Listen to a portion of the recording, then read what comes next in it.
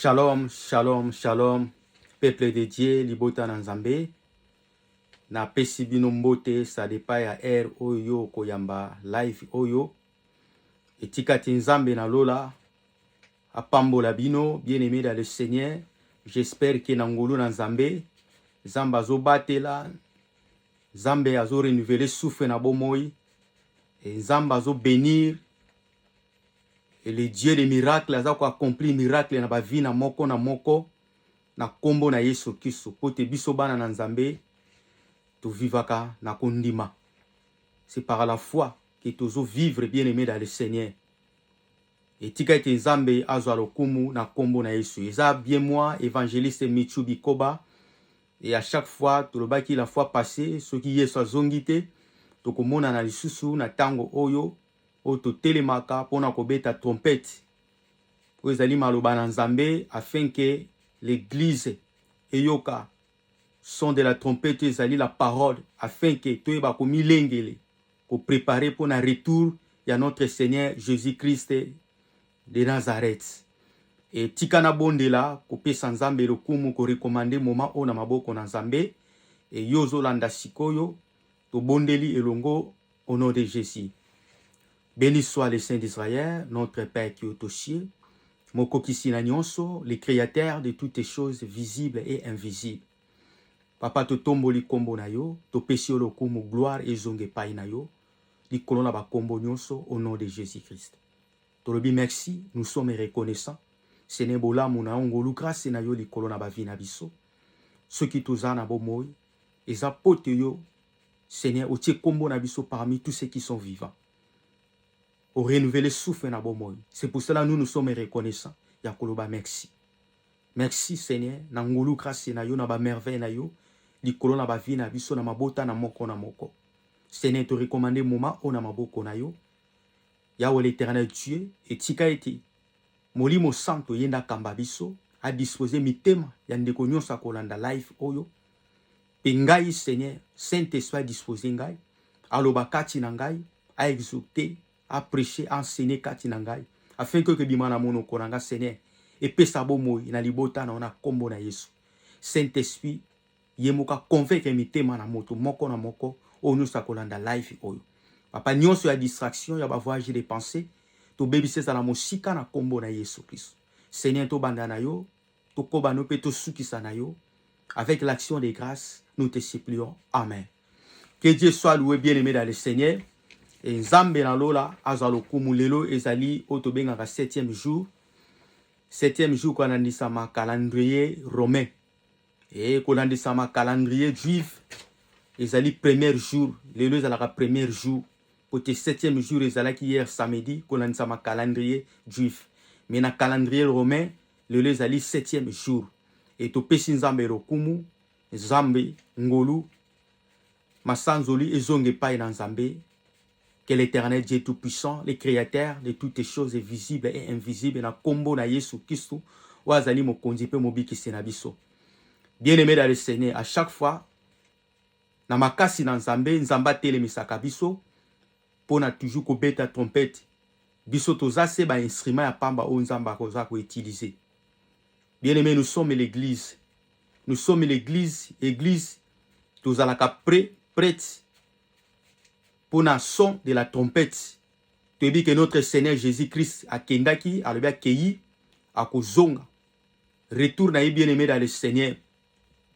Et quoi que ya lelo, et quoi que ya lobby, et lobby kuna, kolandisama, et tinda ya papa, na permission ya l'Éternel Dieu Tout-Puissant, lui-même, na son, ya trompette, et que bêta, et pas ya l'ange de l'Éternel.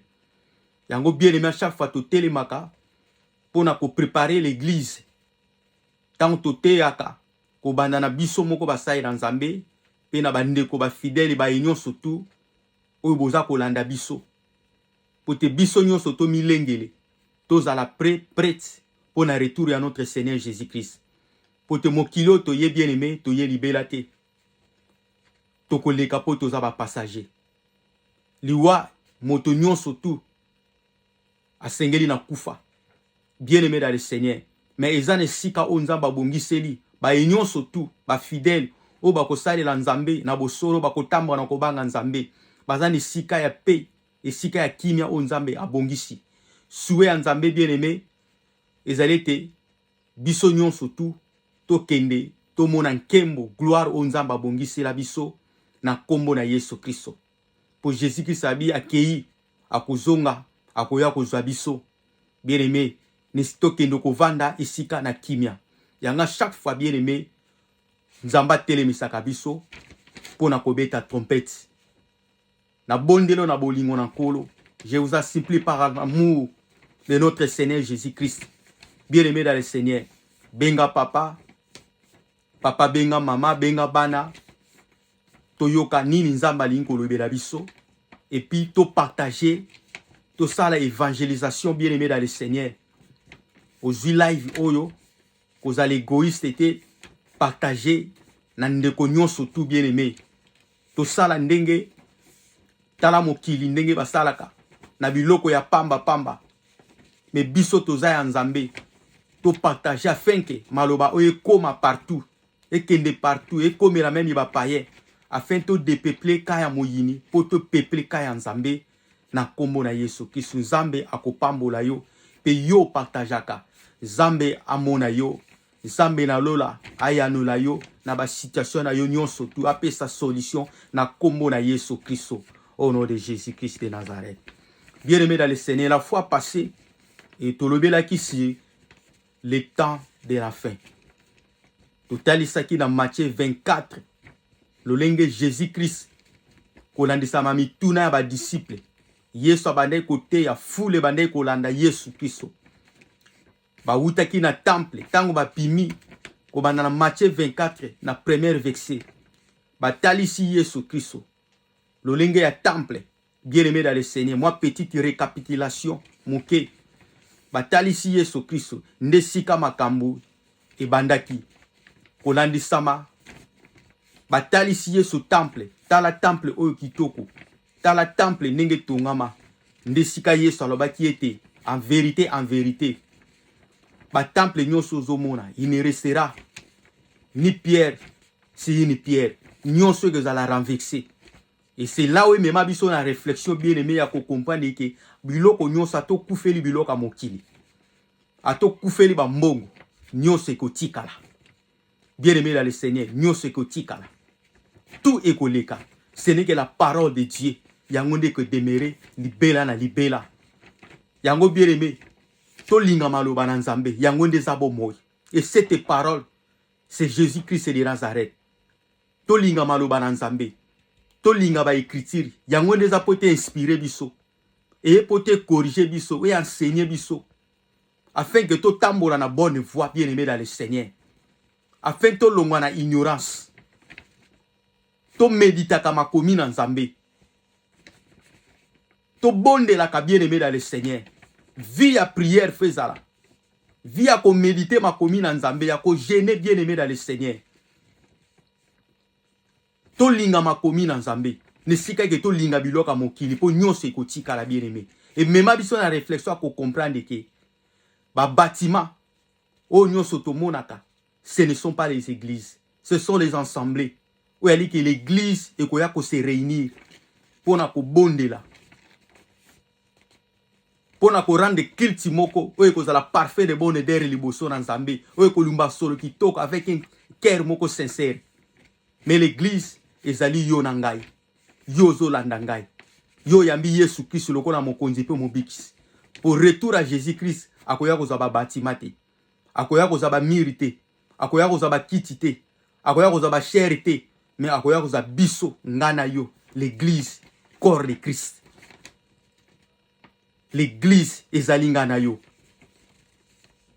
oto bengami une femme que mobile libala Jésus-Christ l'époux akoya kobala na retour na ye. Bien aimé dans le Seigneur, c'est là où Jésus-Christ dans Matthieu 24 bandi ko développer ko tali sabiso ba signe o nyonso te zali attendre la fin. Tolobela ki la fois passée tolobela ki makambe bele soko tangi na Matthieu 24 et j'ai parlé biso ba guerre et j'ai parlé banzala et j'ai parlé les faux prophètes o bakoya ko séduire bato et puis bato bele ba kozala séduire. Bien aimé dans le Seigneur, wana nyonso ezalaki basine oyo Yesu atalisa biso oyo ekolakisa ke koya na mwana na moto ekomi pembeni mpo na kotalisa ye ke batemps oyo tozoparcourir eza batemps de la fin, bien aimé dans le Seigneur. Komona ke Yesu Kristo mo oyo ezalaki principal Jésus alobi ke nyonso bokomona babitumba, bokoyoka babruit de la guerre, bokoyoka batremblement de terre, bokomona nyonso nzala bitumba, nation moko ko s'élever si contre nation, bokomona mabe ko multiplier ko mata, bien aimé dans le Seigneur. Tout ça ezalaki basi, mais alobaki nyonso wana ezali sene ke le commencement des douleurs. Et moi aussi quand tu vandela ki yango wana, le commencement des douleurs. Au Saint-Esprit memaki biso na muzinda ko comprendre ke nini Yesu alingai koloba, si le commencement des douleurs. Na bolingo na Nzambe, toaki ko talisa ye ke bien aimé dans le Seigneur. Commencement de douleur, ils ont préparé biso na un événement. Ça veut dire que commencement de douleur, ça veut dire que douleur est koya. Ça veut dire que douleur est koya. Mais ça, ce n'est que le commencement des douleurs. Donc ça veut dire que pendant que tu vivre dans le temps où, il y a commencement des douleurs. C'est pour cela que je dis la guerre, bitumba partout. Nation mogoza ko s'élever si contre nation. Tozo mona Israël, Iran, tozo mona États-Unis bien aimé. Nyo sote zali biloko Jésus-Christ aloba. Et banda kala. Commencement de douleur bien aimé dans le Seigneur. Foto yeba ngeloko moko biso ba santu ba chrétien. Pendant que période tozo parcourir, période bien aimé et ko kendaka kaboy. Si et que même biso na un événement. Si les gens croient que biloko eko sila bien aimé eko sila te, ezama komi na Nzambe. Jésus a dit que tout ça ce n'est que le commencement des douleurs. Commencement de douleur et memaka. Biso na un événement, ça veut dire que douleur eko ya. Commencement de douleur eko katate. Sans que douleur ya. Pour te commencer à douleur sila, il faut douleur ya. Tolobela ki moi si azemi. Moi sa zemi bien aimé dans le Seigneur. Soka za na mokumba. Soka komi pembeni pote mwana bota. Abotama. Moi si ba commencement à douleur de bandaka na moi so ba bengi ba contraction. Bo senti moi ça bana ko senti moi ba contraction, ba douleur e banda ko ya mikie. Eza ezo préparer moi si na événement moko, ça veut dire que ya mwana ko botama. Et commencement douleur wana ba contraction na ekosi la kate jusqu'à ce que moi si akobota. Et ko kata kate parce que yango ni mteze préparer moi si pour l'événement ya mwana botama. Et koki ko kata te. Et ça bongo bien aimé dans le Seigneur. Ça veut dire que le temps où tozo parcourir, makamo tozo mona bien aimé et ko si la kate jusqu'à ce que événement mususu ekoya. Il faut yango ne mema biso na un événement. Si nous croyons que paix kokota na mokili bitumbe ko si la bien aimé rien du tout. Kuna boko mona esili mais boko yoka kuna bandi. Côté esili côté bandi. Ata soki kuna manduki esili mais be scandale. Il y a des faux prophètes. Des scandales. Tout ça, ils ont partenaire dans le commencement des douleurs. Jusqu'à ce que ils même biso na un événement. Moi na soka linga botama. Bien aimé dans le Seigneur. Tant moi na botama ka facilité. Moi na botama ka na douleur.